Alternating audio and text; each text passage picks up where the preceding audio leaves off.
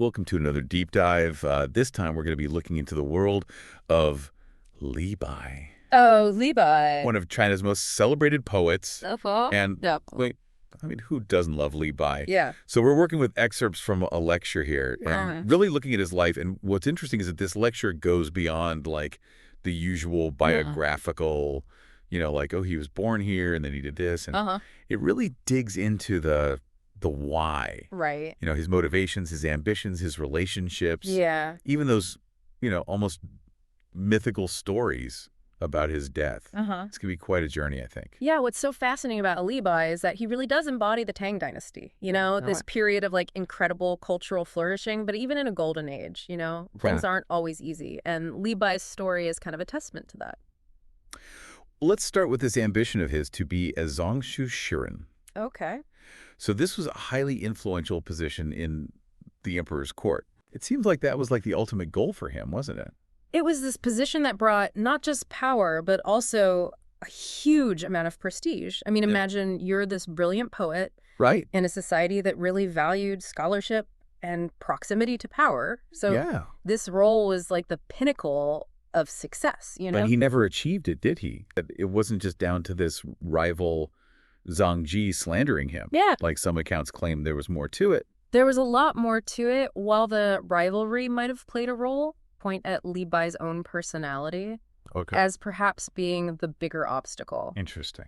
We have to remember, this is a time when Confucian ideals of restraint and decorum were like paramount, especially for court officials. Right. And Li Bai wasn't exactly known for holding back, was he? No. I mean, we've all heard the stories about his love for alcohol and just his unrestrained behavior. Yeah. Exactly. And it wasn't just like a personal quirk, this behavior. It actually went against the very principles that were expected of someone, in a position of authority. Right. I mean, the Tang legal code specifically forbade those known for excessive drinking from holding sensitive government positions. Oh, wow. So even though Emperor Suzong clearly admired his talent. Yeah. I mean, we see that in the New Steelan inscription. Right. He couldn't overlook those transgressions, especially for a role like that, which demanded discretion. Exactly. Li Bai is here to achieve his political ambitions is this really fascinating example of how societal expectations and personal behavior could just clash even for someone with these extraordinary gifts. It makes me wonder if those personality traits that might have hindered him in the political arena actually fueled his poetry. What do you think? I think that's totally possible. His unrestrained nature, his, emotional intensity, might have found an outlet in his poetry that wasn't acceptable in that formal world of the court, Right. It raises this question, do you think his poetry would have been as powerful if he had conformed to those societal expectations? That's a tough one to answer. Yeah. Okay, well, let's shift gears a bit and talk about another interesting relationship. Okay. That I think sheds light on Li Bai's personality, his dynamic with Du Fu. Yes. Now, these were both giants of Tang Dynasty poetry, but their relationship wasn't exactly straightforward, was it? No, not at all. And remember when they met, Li Bai was already like this superstar, while Du Fu was still kind of finding his voice. The lecture really highlights this by pointing out the sheer volume of poems that Du Fu dedicated to Li Bai, filled with admiration for his older contemporary. And yet Li Bai only wrote a few in return, and often with this like playful, almost teasing tone. Yeah. It's almost as if he didn't quite grasp the depth of Du Fu's talent. It's a fascinating observation. I mean, perhaps Li Bai, with his preference for this kind of spontaneous expressive style, didn't fully appreciate Du Fu's more meticulous and carefully constructed versus, their contrasting approaches to poetry might have just created a barrier between them, despite their shared passion for the art form. It makes you think about how our own preferences and biases can sometimes prevent us from fully appreciating different styles of art. Absolutely. It's a reminder to be open to different perspectives and to recognize that brilliance can manifest in many forms. And it's also interesting to consider, how posterity has judged them. Right. I mean, both are now considered giants of Chinese poetry, but during their lifetimes, their status and recognition were quite different. Speaking of dramatic shifts in fortune, let's talk about the An Lushan Rebellion. Okay. This major historical event that really deeply impacted Li Bai's life. This is where things take kind of a darker turn, don't they? They do. The An Lushan Rebellion was this devastating civil war that nearly brought down the Tang Dynasty. It threw the empire into chaos. Yeah? And Li Bai, along with his wife, who was a member of the imperial clan, Oh, wow. was forced to flee south to escape the fighting. And that's when he gets that fateful invitation from Leland, father of the Prince of Yang. Right. Talk about being in the wrong place at the wrong time. It wasn't just bad timing. It was a very complex political situation that Li Bai just seemed to misjudge. Really? Li Lin was caught in this power struggle with his brother, the newly crowned Emperor Suzong. So Li Bai's stepping into a hornet's nest, essentially. Yeah, pretty much. What made him accept the offer, especially with his wife advising against it?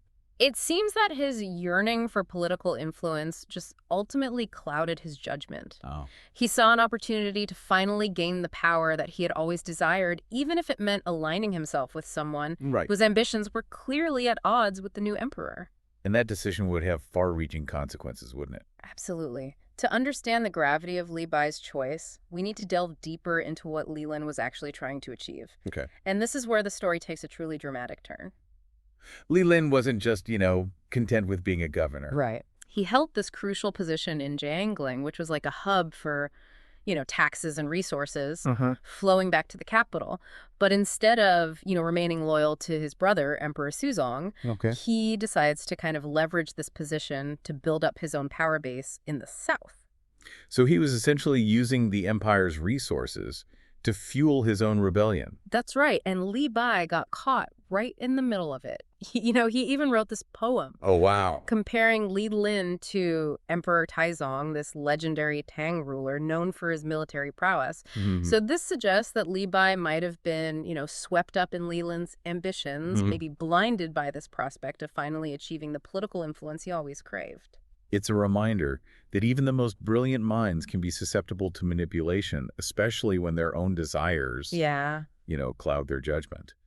But this rebellion couldn't have ended well, could it? It didn't. Emperor Suzong saw his brother's actions as a direct threat, so he ordered Li Lin to relinquish his command and travel to Chengdu. But Li Lin refused. He chose to march his troops down the Yangtze River towards Jinling, hoping to kind of outmaneuver his brother and ultimately seize the throne. So a full-blown civil war was brewing within the already fractured empire. Essentially, yes. And what's even more fascinating is that Li Bai's old friend Gao Shi played a crucial role in this conflict. Remember how the lecture mentioned their travels together? Yes. It's incredible to think that their paths would cross again under such, dramatically different circumstances. Well, by this time, Gao Shi had become the military governor of Huainan. A region that was strategically important to both Li Lin and Suzong. He remained loyal to Suzong and was tasked with stopping Li Lin's rebellion. So these old friends, once united by their love of poetry and adventure, found themselves on opposing sides of this bitter conflict. Exactly. It's a stark reminder of how, personal relationships can be reshaped by these just tumultuous currents of history. No record of any grand poetic showdown between them, sadly. The reality was much more brutal. Gao Shi's forces just swiftly defeated Li Lin's army. Oh, wow. Li Lin himself was killed, and Li Bai, having sided with the losing side, was captured and imprisoned. What a devastating turn of events, it seems. His gamble for political power backfired spectacularly. He must have been filled with regret. You can imagine the despair, at nearly 60 years old. His dreams lay in ruins, his freedom snatched away. But even in this darkest hour, Li Bai's luck.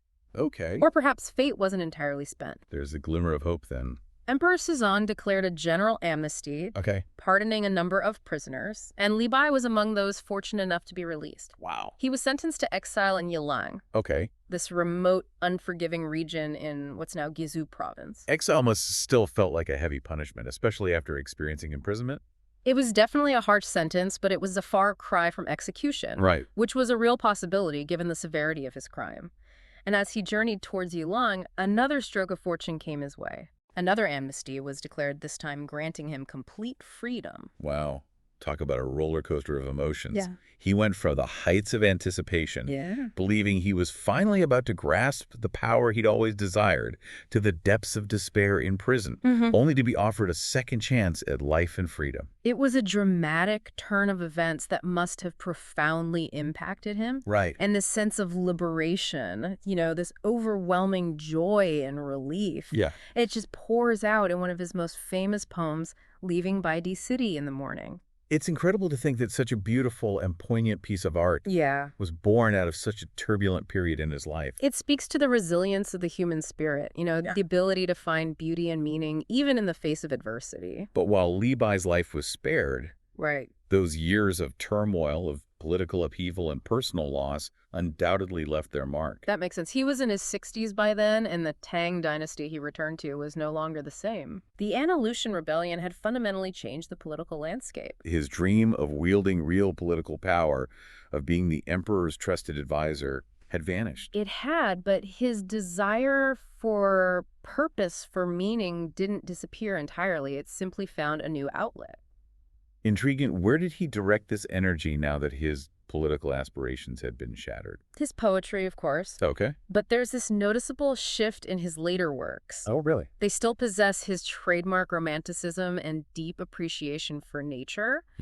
But there's also this layer of introspection, this melancholic awareness of life's fleeting nature and the inevitability of change. It's as though his poetry became a way to process those disappointments, to grapple with the realities of a world that no longer aligned with his youthful ambitions. That's a very perceptive observation. His later poems become this testament to the power of art to help us navigate difficult emotions, to make sense of our experiences and find meaning even amidst loss and disillusionment. It also makes you reconsider his earlier poems, doesn't it? Yeah. It does. Knowing his struggles and the ultimate failure of his political ambitions adds another dimension to those seemingly carefree verses. Right. We can almost read between the lines and see hints of foreshadowing, subtle glimpses of the turmoil that lay ahead. It's one of the most captivating aspects of studying history and literature, wouldn't you say? Yeah. We're not just passively absorbing facts, we're actively piecing together this puzzle, connecting seemingly disparate events and ideas to form this deeper, more intricate understanding of the past. Absolutely. And in Li Bai's case, that puzzle is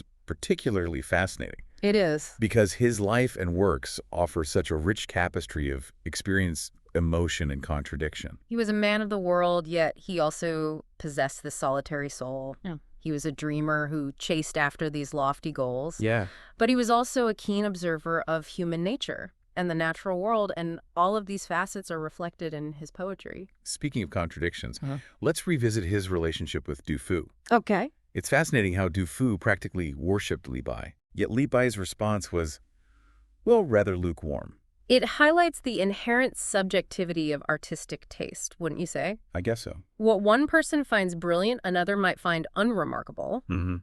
Li Bai, with his penchant for spontaneous, expressive verse, may not have fully appreciated Du Fu's meticulous craftsmanship.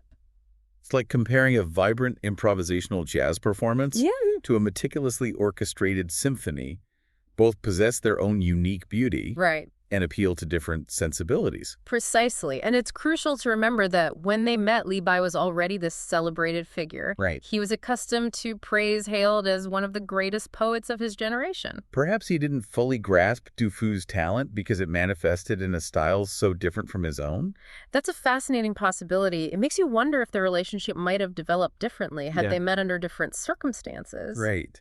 Perhaps before Li Bai achieved such widespread fame, maybe then he would have been more receptive to Du Fu's unique genius. Or perhaps their contrasting styles would have always kept them at a distance, even if their paths had crossed at a different juncture. Yeah. It's one of those tantalizing what-if scenarios that history often leaves us pondering. And that's part of what makes delving into the past so rewarding, isn't it? We're constantly piecing together this fragmented information. Right. Attempting to reconstruct events and relationships based on often limited evidence.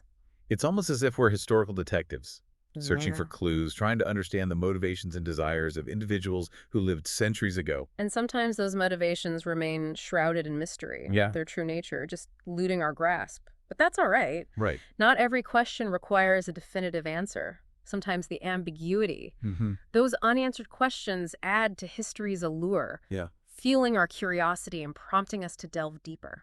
I agree. It's those gaps in our knowledge that ignite our imaginations and allow us to connect with the past on a more personal level. Speaking of personal connections, let's shift our focus back to Li Bai's personal life. Okay. We've discussed his political aspirations and his interactions with fellow poets, Right. but what about his family life? The lecture mentions that he was married to a member of the imperial clan, Yes. which is quite significant. It is being connected to the imperial family would have granted him a certain status Right. and opened doors to influential circles. Could this connection have played a role in his pursuit of political ambitions? It's definitely a possibility such family ties would have provided him access to corridors of power that might have otherwise remained closed. However, we need to remember that marriage in ancient China often served strategic purposes, solidifying alliances and enhancing social standing. So it's conceivable that his marriage was to some extent a calculated move to further his career. That's one interpretation, especially considering his relentless pursuit of political influence. Right. However, the lecture doesn't offer much insight into the nature of their relationship, leaving us to speculate on the emotional dynamics between them. It does make you wonder what his wife thought of his ambitions. You know, his sometimes reckless decisions, his persistent chase after a dream that seemed destined to elude him. Imagine being married to someone so driven, so consumed by this desire for power that it blinded him to the potential risks. It must have been this mix of frustration and worry for her, particularly during those turbulent years of the An Lushan Rebellion. We know she advised him against joining Light Lin's cause, but he chose to ignore her warnings. He did. Did his decision create a rift between them? Did it irrevocably damage their relationship?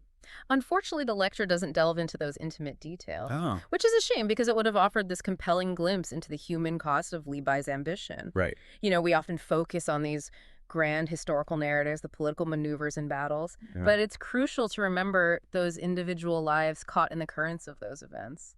It's a powerful reminder that history isn't solely about abstract forces and dates. It's about real people with their own hopes, fears, and relationships that are inevitably shaped by those larger events. Exactly. And in Li Bai's case, his personal life, his loves and losses likely played a significant role in shaping his worldview and influencing his poetry. It's as though every experience, every connection, every triumph and setback contributes to this rich tapestry of our lives, creating a unique and intricate portrait. And Li Bai's portrait is one that continues to captivate and inspire centuries after his death. Absolutely. You know, he was a man of stark contradictions, Right. driven by ambition, yet capable of great tenderness and sensitivity.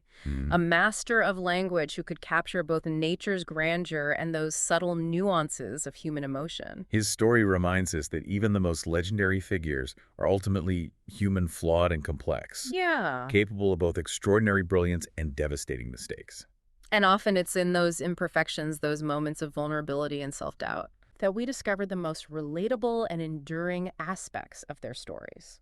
It's like those flaws, those cracks in the facade allow us to see the person behind the myths, the beating heart beneath the armor of legend. And that's what makes exploring history so rewarding. It's not just about memorizing facts and dates. It's about connecting with the past on this human level, recognizing ourselves in the triumphs and struggles of those who came before us. Absolutely. And in Li Bai's case, that connection feels particularly strong. It does. Because his work transcends time and cultural boundaries. His themes of love, loss, the beauty of nature, and this yearning for something more resonate with people across generations and continents. It speaks volumes about the enduring power of great art to bridge the gap between the past and the present, to find meaning and solace in words written centuries ago. As we delve deeper into Li Bai's poetry, let's remain mindful of the complexities of his life, the struggles and triumphs that shaped his art. Let's read between the lines. Listen for the echoes of his experiences and allow ourselves to be moved by the sheer beauty and power of his words. And perhaps in doing so, we'll gain a deeper understanding not only of Li Bai, but also of ourselves and this enduring human condition that connects us all across time and space. That's beautifully put. We've covered a lot of ground in this deep dive. We have. Exploring Li Bai's political ambitions, his complex relationships, Yeah. his resilience in the face of adversity, and the enduring legacy of his poetry. But there's one fascinating aspect of his life that we haven't touched on yet.